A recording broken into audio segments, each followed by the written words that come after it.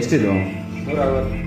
135 ಇದ್ದಲ್ಲ ಅಣ್ಣ, ಮತ್ತು 155. ಅಲ್ಲ ಇದು ಬಿಲ್ ಕೊಡ್ತಾರ ಕೇಳಿದ್ರೆ? ಹಲೋ ಮೇಡಮ್ ನಮಸ್ತೆ. ಈಗೆಲ್ಲ ಇವರು ಅಧಿಕಾರಿಗಳು, ಸಬ್ ಇನ್ಸ್ಪೆಕ್ಟರ್ ಇವರೆಲ್ಲ ಏನ್ ಮಾಡ್ತಿದ್ದೀರಾ ನೀವು ಅಂತ ನನ್ನದೊಂದು ಕ್ವಶನ್. ಎಲ್ಲರಿಗೂ ನಮಸ್ಕಾರ. ಇವಾಗೇನು ನೋಡಿದ್ರಿ ಅದು UT ವೈನ್ಸ್, ತುರುವೇಕೆರೆ ತಾಲೂಕಿನ ಶೆಟ್ಟಿಗೋಡಿನಲ್ಲಿ ಇರುವಂತಹದ್ದು. ಏನಪ್ಪಾ ಇದು ಯಾವ್ದೋ ಬಾರ್ ವಿಡಿಯೋ ಮಾಡ್ತಾವನೆ ಅಂತ ಅನ್ಕೋಬೇಡಿ.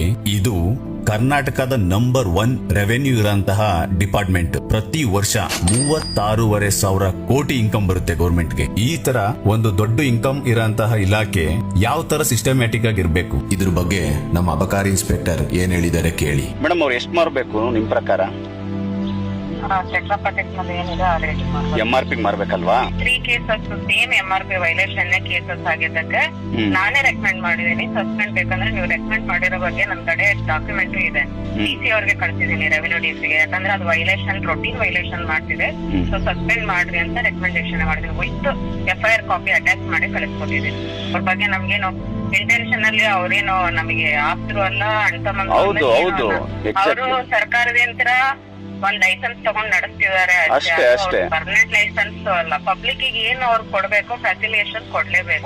ಅದ್ರಲ್ಲಿ ಏನಿದೆ ಅದನ್ನ ವೈಲೇಷನ್ಸ್ ಇದ್ದದನ್ನ ನಾವು ಖಂಡಿತ ಖಂಡಿಸ್ತೀವಿ. ಇವನ್ ಅದನ್ನ ಆಲ್ರೆಡಿ ರೆಕಮೆಂಡ್ ಮಾಡಿದೀನಿ ನಾನು. ಇನ್ನೊಂದೇನ್ ಗೊತ್ತಾ ಮ್ಯಾಮ್, ಇಲ್ಲಿ ಬರೋದೆಲ್ಲ ಫುಲ್ ಲೋಕಲ್ ಅವರು, ಹಳ್ಳಿ ಜನಗಳು, ರೈತರುಗಳು ಬರೋದು ಕುಡಿಯಕ್ಕೆ ಬೆಳಗ್ಗೆದ್ದು. ಯಾರು ಅಫಿಷಿಯಲ್ಸ್ ಬರಲ್ಲ, ಏನಿಲ್ಲ. ಕಾರ್ಮಿಕರು ವರ್ಗದವರೆಗೆ ಬರ್ತಾರೆ. ಹೌದೌದು. ನಾನು 2-3 ಸರಿ ಬಂದಾಗ ವಾರ್ನು ಮಾಡಿ ಬಂದಿದ್ದೀನಿ. ಮೊನ್ನೆ ಸರಿ ಅತಿರೇಕಕ್ಕೆ ಹೋಗಿದ್ದಕ್ಕೆ 3 ಕೇಸು ರೆಕಮೆಂಡ್ ಮಾಡಿ ಕಳಿಸಿದ್ದೀನಿ ಸಸ್ಪೆನ್ಷನ್ ಗೆ. 1ನೇ ಕೇಸಿಗೆ ರೆಕಮೆಂಡ್ ಮಾಡ್ಬೇಕಾಗಿತ್ತು. ನಾನು ಲೇಟ್ ಆಗಿ ಬಂದು ಜಾಯ್ನ್ ಆಗಿದ್ದು. ನಾ ಬಂದ್ಮೇಲೆನೆ ಮೇಲೆ 2 ಕೇಸ್ ಹಾಕಿ ಈಗ ಕಳಿಸಿ ಕೊಟ್ಟಿದ್ದೀನಿ. ಅವ್ರು ಅಲಿಗೇಷನ್ ಮಾಡಿದ್ರು, ಅದ್ರ ಬಗ್ಗೆ ಯಾರು MLA ಕೂಡ ನನಗೆ ಮಾತಾಡ್ಸಿದ್ರು. ಬಟ್ ನಾನು ಅವ್ರು ಯಾವ್ದಕ್ಕೂ ತಲೆ ಕೆಡಿಸ್ಕೊಂಡಿಲ್ಲ, ಕಳಿಸ್ಕೊಟ್ಟಿದ್ದೀನಿ. ಮತ್ತು ಅದೇ ತರ ರಿಪೀಟ್ ಆಯ್ತಂದ್ರೆ ಈ ಸರಿ ರಿನ್ಯೂವಲ್ದು ಬಂದ್ ಮಾಡ್ಸೋದಾತು, ಸಸ್ಪೆಂಡ್ ಮಾಡೋದಾತು ರೆವಿನ್ಯೂ DC ಅವರಿಗೆ ಅಧಿಕಾರ ಇರೋದ್ರಿಂದ ಅಲ್ಲಿ ಏನ್ ಅಕ್ರಮ ನಡೀತಿದೆ ನಾನು ಆಲ್ರೆಡಿ ಅದಕ್ಕೆ ರಿಪೋರ್ಟ್ ಕೊಟ್ಟಿದ್ದೀನಿ.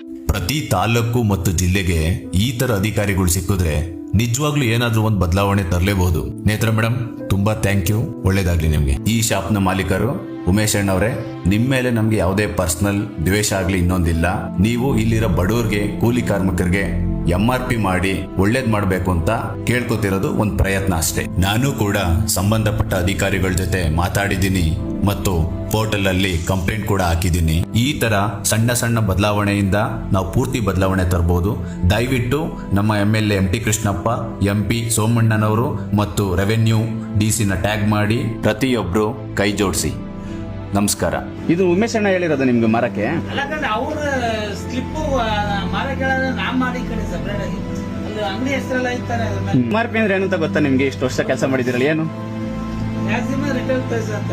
ಎಕ್ಸಾಕ್ಟ್ಲಿ. ಏನಂಗಂದ್ರೆ ಅದ್ರ ಮೇಲೆ 1 ರೂಪಾಯಿ ಕೂಡ ಮಾರಬಾರ್ದು. ಮಾರಿದ್ರೆ ಏನಾಗುತ್ತೆ ಹೇಳಿ? ಏನಾಗುತ್ತೆ? ಫೈನ್ ಆಗುತ್ತೆ. ಎಷ್ಟು ಸಾವಿರ? ಆಗುತ್ತೆ 540 ರೂಪಾಯಿ.